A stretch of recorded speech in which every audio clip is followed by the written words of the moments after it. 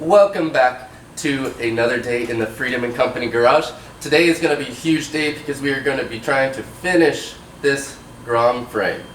So last episode, if you guys watched, we got our front, top, and bottom frame supports all done. We got our rear subframe all welded and mounted. So now all we have left to do is connect the two frame assemblies together, and then our frame will be about 99% done. So we're super stoked on that. And then once that is done, we'll be able to get the front fork assembly on and throw a front wheel on there, and then we can finally see what it'll look like with our overall wheelbase. So keep watching, we're gonna get working.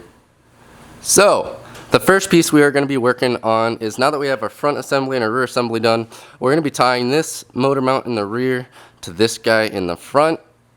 So we have this piece of rem material here that is just a little bit too short for what we're going to be doing, but it gives you an idea of what we're planning. So we will bend another piece of this 1-inch tubing to almost the same bend, just a little bit longer on the two ends there, and then we will cope over here and cope down there, weld this guy in just like that, and that'll be our main support there. And then what we'll plan on doing is actually tying that in from this bend kind of back down into here with another tube. So that's what we're going to get started on now, and hope you guys like it.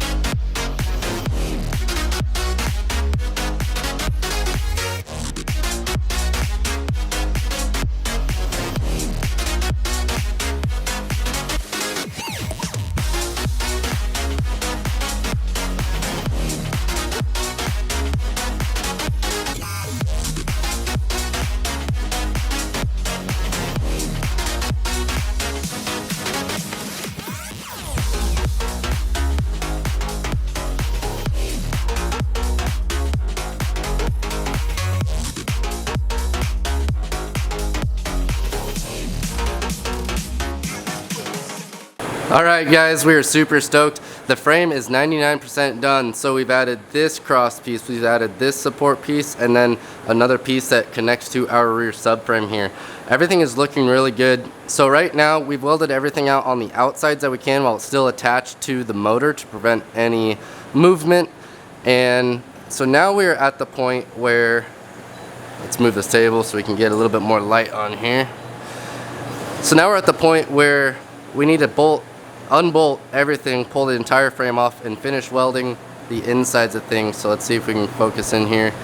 So the insides still need to be welded, and then these two parts here, we just have these little fill-in pieces, but we're gonna weld all in here and blend that in just like we did back here, just because that's a weird transition from where we had to cut that subframe, the stock Grom subframe, and then connect it into this piece here. So it'll be a nice blended radius when we're all done with it. So we're going to go ahead and unbolt this whole thing free from the engine for the first time in a while and finish welding everything out. Here we go.